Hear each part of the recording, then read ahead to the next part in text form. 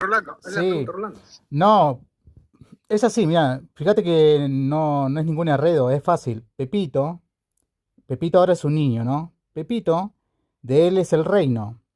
Pepito llega un momento en que va a crecer, es adulto. Supongamos que pasaron los años, ahora Pepito ya es adulto.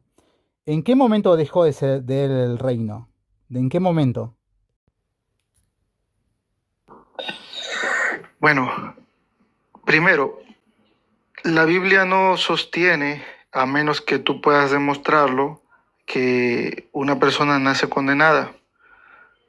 No hay versículo, pasaje que pueda sostener eso. La Biblia no lo demuestra. Entonces, cuando una persona que no tiene raciocinio, que no tiene discernimiento, que no ha cometido ningún pecado, ¿verdad? No puede, yo creo que los niños, ¿verdad? No están bajo condenación, por ese motivo no precisan salvación. Entonces tú no puedes decir dejan de ser salvos, porque pues los niños no precisan salvación porque no están bajo condenación. Ahora, una persona cuando adquiere conocimiento, raciocinio, discernimiento, pues automáticamente va a pecar. Entonces ahí es cuando ya precisa salvación. Pero un niño, pues, ¿qué pecado comete para ser condenado? Sería bueno que lo expliques, ¿verdad? ¿En dónde dice que los bebés nacen condenados? Sería bueno que lo expliques. Adelante. Sí, bueno, básicamente en Romanos 5 es bastante tajante con eso, porque dice que todos estábamos en Adán, todos estábamos condenados. Eso lo explica en Romanos capítulo 5, versículo 12, versículo 18, el versículo 19 también. También, de hecho, también, por ejemplo, en Jeremías, en el capítulo 1, versículo 5, dice que Dios lo santificó a Jeremías, ¿no? Dice que lo conoció, en la eternidad, digamos, lo conoció y que lo santificó antes de nacer. O sea, dentro del vientre de la madre, Dios hizo una obra. ¿Y cuál fue esa obra? De santificarlo. ¿Por qué Dios tuvo que hacer una obra de santificación en un feto? ¿Acaso no nace sin pecado? ¿Acaso no nace santito? ¿No es un angelito ante los ojos de Dios? ¿Por qué lo tuvo que santificar? Porque obviamente Dios tuvo que hacer ese acto porque ese feto, esa persona que fue concebida, está sucia, es inmunda, es pecadora. Entonces Dios hace un acto de santificarla, porque esa persona que fue concebida necesita de la santificación de Dios. Ese es un ejemplo que te puedo dar. Tengo más ejemplos, ¿no? Pero básicamente sería eso la respuesta. Romanos 5, el ejemplo de Jeremías. Así, santificado, eso. Podría hacerte una pregunta yo ahora, porque bueno, de eso has citado versículos, pero los has sacado fuera de contexto. No sé si me dejan hacer una pregunta ahí a Rolando. Sí, sí, dale, Juan, tranquilo. Rolando, ¿cómo se salva un bebé? La Biblia habla que el único medio para alcanzar esa gracia, o mejor dicho, de justificación o de apropiarse de los beneficios de la redención, es la fe. ¿Cómo se salva un bebé? Si tú dices que un bebé se salva sin ejercer fe, entonces estás creando otro medio de justificación extra bíblico y antibíblico. Entonces, ¿cómo para ti se salva un bebé? Adelante. Sí, un bebé se salva por gracia, ¿no? Por gracia, y de hecho la fe es un don de Dios.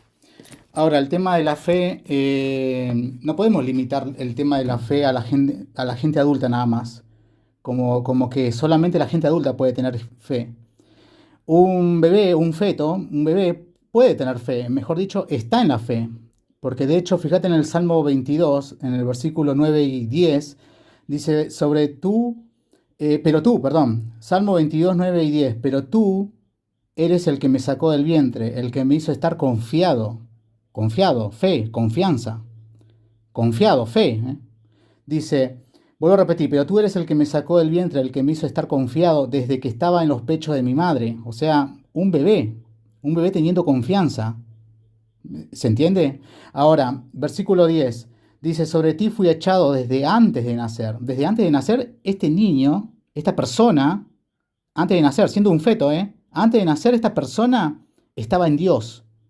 Sobre ti fui echado antes de nacer, dice. Desde el vientre de mi madre, tú eres mi Dios. Vos sos mi Dios, le está diciendo, ¿no? David. Ahora, un bebé obviamente no ejerce la fe, pero está en la fe. ¿Me entendés? Ese es el tema. Bueno, eso es una completa locura, realmente. En Hebreos 11 dice, es pues la fe, la certeza de lo que se espera, la convicción de lo que no se ve. Y la fe es por el oír. Hay dos problemas en su entendimiento, en el entendimiento de Rolando, ¿verdad? Primero tendríamos que ver cómo le predicamos a un bebé, ¿verdad? Para que este bebito, y cómo es que este bebito va a ejercer fe, cómo va a creer, ¿verdad? Si hablamos de un nonato, wow, qué problema, ¿verdad? Ese problema de, estas son las contradicciones realmente. Estas son las contradicciones. Un bebito, pues no sé cómo se le podría predicar y cómo podría ejercer fe.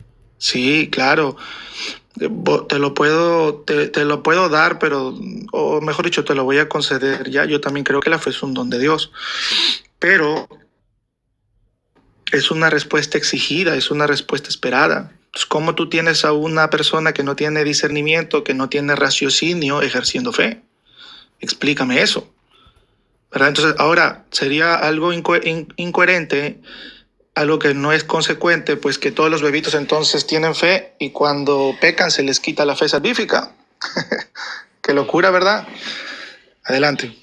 No, sí, pero lo que pasa es que fuiste a Hebreos, pero hubiese estado bueno que refute Salmo 22, versículos 9 y 10, si realmente ves que soy inconsistente o no sé, pero bueno, vayamos al ejemplo de Juan el Bautista, ¿no? Que también era un feto, ni siquiera nació, era un feto. Esta persona, Juan el Bautista, cuando se acercó María, Juan el Bautista hizo Darwin, sube para a echarnos unas preguntitas, pues. hizo una reacción, Juan el Bautista. Ahora, Juan el Bautista estamos hablando de un feto, ni siquiera nació. Eh, es que ese es el problema tuyo, ¿me entendés? Porque vos limitás la fe solamente a la gente adulta, como que los únicos que pueden tener fe son la gente adulta. ¿Me entendés? Eso es lo que vos me estás dando. Que esto es muy común en los pentecostales, en los bautistas. Nosotros no tenemos, los luteranos, los presbiterianos, los que somos de iglesia tradicional, no tenemos problema con estos textos bíblicos, no tenemos un problema con los bebés. Ustedes no pueden explicar el tema de cómo es salvo un bebé, Rolando, para ti todos los bebés son salvos. No, disculpe, hermana Flor, disculpe, ¿me puede hacer el favor de bajarme? Creo que no estoy para este tipo de circo y para falta de respeto. Le agradezco, hermana, muchas gracias. Dale, Ricardo, dale, gracias por Chao, pasar. Ricardo, cuídate. Rolando, ¿tú crees que los bebés, todos los bebés son salvos? No. Pero por verdad, O sea, a ver, espérate. ¿Tú crees que hay bebés que son condenados? ¿Se van al infierno? Claro, mira, de hecho, cuando vos analizás, Ok, gracias por mutear el micrófono. ¿Por qué yo no entiendo por qué siempre faltan el respeto riéndose con el micrófono abierto. O sea, ¿no se pueden apagar el micrófono y reírse? Bien, ahora, cuando vos analizás, y yo me gustaría que refutes, por ejemplo, Génesis 17, así como no refutaste Salmo 22, me gustaría que refutes Génesis 17. Génesis 17, Dios establece una relación de pacto con Abraham y su descendencia. El resto, Dios no establece ninguna relación. Dios le dice, yo soy tu Dios y el de tu descendencia. Y esta es la señal que vos sos mío, la circuncisión, ¿no? Del prepucio, ¿no? Lo que está haciendo Dios ahí, para hacerlo más sencillo, más rápido, ¿no? Si no, me tengo que poner a leer Génesis 17. Para hacerlo más rápido, más resumido, más dinámico esto, lo que está haciendo Dios es hacer una relación salvífica. Dios le está diciendo, yo soy tu Dios y el de tu descendencia, y para que veas que yo soy tu Dios y me comprometo de que te voy a salvar, que te voy a dar las bendiciones espirituales, etcétera, etcétera, etcétera, te voy a dejar una señal, que es la circuncisión del prepucio, ¿no? Ahora, Con el resto de la humanidad Dios no tiene ninguna relación salvífica. No la tiene, solamente con Abraham y su descendencia. Entonces me gustaría que vos me expliques, eh, alguien que nace en el hinduismo, ¿no? Siempre traigo el ejemplo del hinduismo. Una persona que nace en el medio de la India, que practica el hinduismo, que los padres son hinduistas, ¿no? Una persona que nace ahí, ¿Dios tiene una relación salvífica con esa persona? No, no entiendo tu pregunta, Rolando. Bien, vuelvo a repetir. Dios establece una relación salvífica con Abraham y su descendencia. Con el resto de la humanidad no establece ninguna relación salvífica. Y esto lo puedes analizar en Génesis 17. Ahora, un hinduista, alguien que nace en el medio de la India, ¿Dios tiene una relación salvífica con esta persona que acaba de nacer en la India?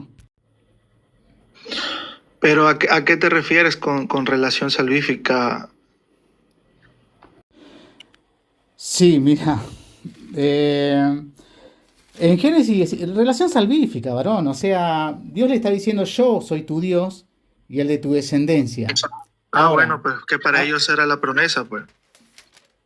sí, sí, sí. Establece una promesa Bueno, con Abraham y su descendencia, con un pueblo. Y el ya no resto, estamos en ese tiempo, ¿no? no, ahora establece una relación con los que, Creen, con los con lo cristianos, que creen, sí, con lo que creen. con los que creen Amén. sí, por favor no me interrumpas, con los que creen y con sus hijos, porque el apóstol Pedro en Hechos capítulo 2 versículo 38 dice, y 39 también, dice que, bueno, arrepiéntanse y bautícese para perdón de los pecados. Y esto no es para solamente para ustedes, sino que también para vuestros hijos, y para cuanto los que estén lejos, y para cuanto Dios llamare, ¿no? Y es similar a lo de Génesis 17, porque es para los que creen, pero también para sus hijos. Y pasa, es lo mismo en Génesis 17, es para Abraham y sus hijos, su descendencia. ¿Se entiende? Ahora, con el resto de la humanidad Dios no tiene ninguna relación. No tiene ninguna relación salvífica. Es que la relación es para los que creen, pues. Claro, ¿y con el resto? Oye, pero es para los que creen. ¿Cómo va a tener Dios una relación filial con alguien que no cree? Dice más, a todos los que le recibieron les dio potestad de ser hechos hijos de Dios. ¿De qué relación me estás hablando con personas que no creen?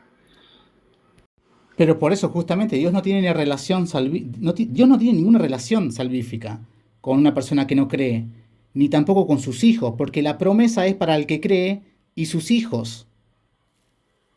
No sé si vas captando, o capaz que me estoy explicando, y eso que estoy lo más sencillo posible lo estoy explicando. Yo creo que tú te estás enredando, no estás siendo, no estás siendo, no está diciendo, no está siendo claro. Ok, mira, empecemos de nuevo. Dios establece una relación con los que creen y sus hijos. Con el resto de la humanidad, Dios no tiene ninguna relación. No le da el Espíritu Santo, no le da el bautismo para perdón de los pecados, obviamente, ¿no? Porque si creyeran, se bautizarían. Dios no tiene ninguna Ok, relación. tú estás hablando del imitacionismo, del que tú crees. ¿A eso te refieres? Sí, o sea, está limitado. Ese es otro problema que tienes también en tu postura. Entonces tú crees que Cristo solamente vino a morir por los escogidos, pero no hay Biblia que sostenga eso. Sí, pero antes de cambiar ese tema, ¿no? Es que bueno, Antes, eso es lo, sí, eso es lo que estás hablando. ok, bien, antes de cambiar ese tema, Dios tiene una relación con el que cree y su descendencia, con sus hijos. El resto de la humanidad, Dios no tiene nada. No le ofrece salvación, simplemente le ofrece un amor benevolente de que le da el sol, le da la lluvia, los viste, le da la vida, pero no tiene es el amor benevolente de Dios, tanto para buenos y malos, justos e injustos. Pero la relación salvífica de que yo te voy a salvar, a vos y a tus hijos, solamente es para su pueblo, para el que Él llamó, para el creyente que Él llamó. El resto, Dios no tiene relación salvífica. Entonces, el resto, tanto adultos como bebés, Dios no tiene una relación salvífica, no los salva.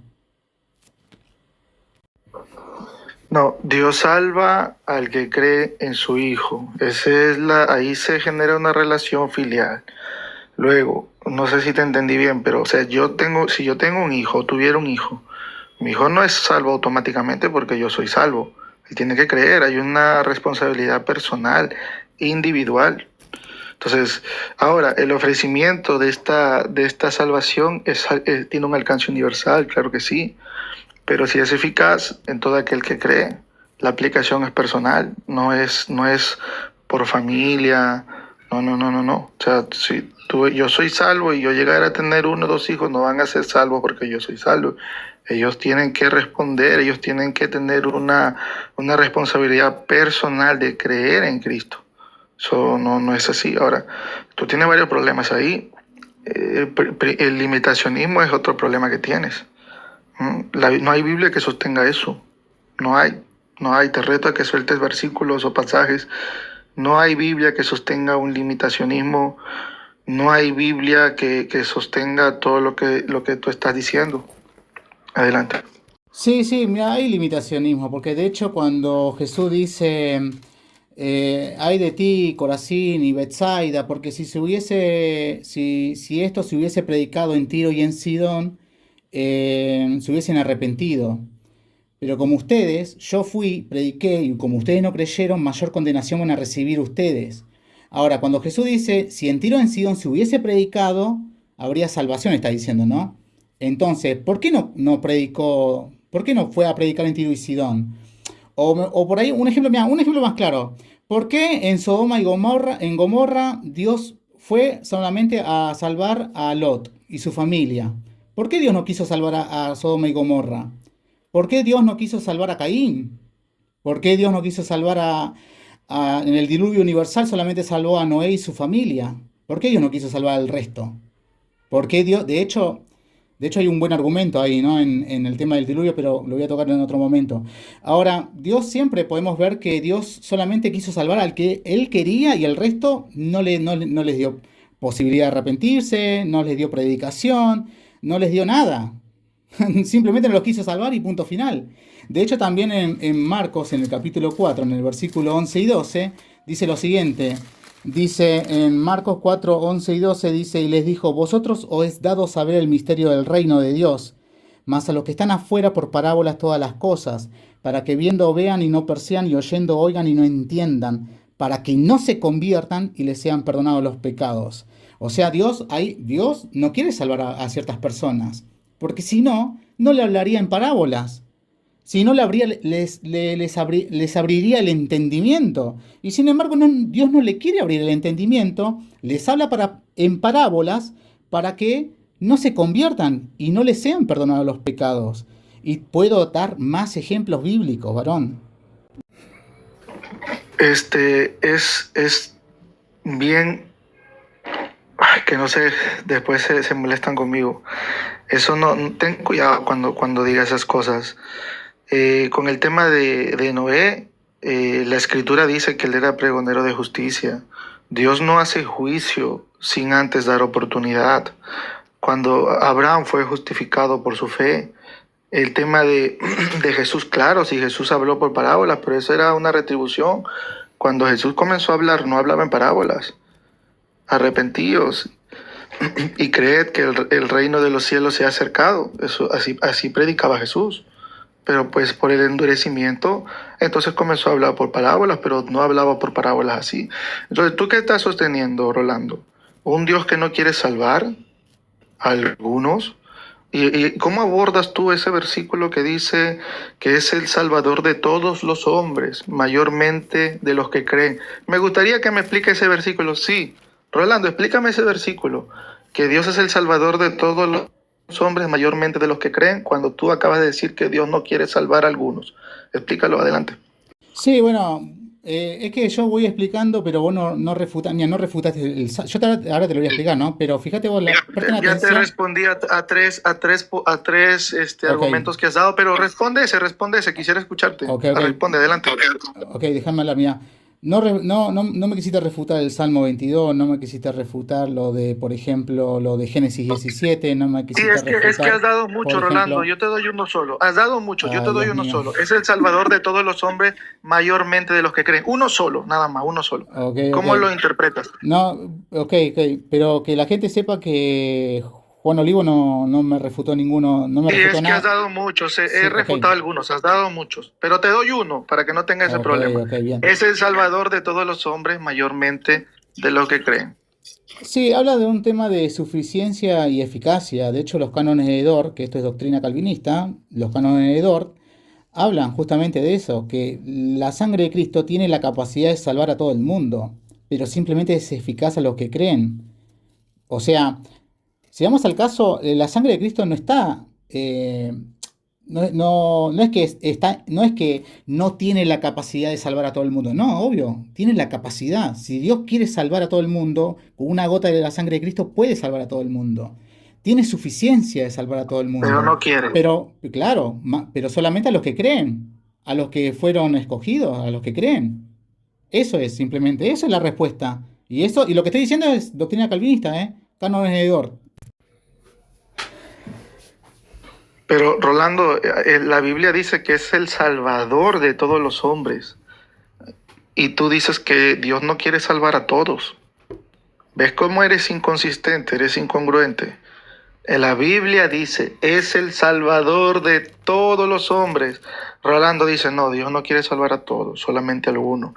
Porque mira estos ejemplos que te he dado, porque Dios no quiso salvarlos, ¿verdad? Entonces, esa es una inconsistencia tremenda. Por eso te digo, no existe Biblia que sostenga tu postura, Rolando. No existe Biblia.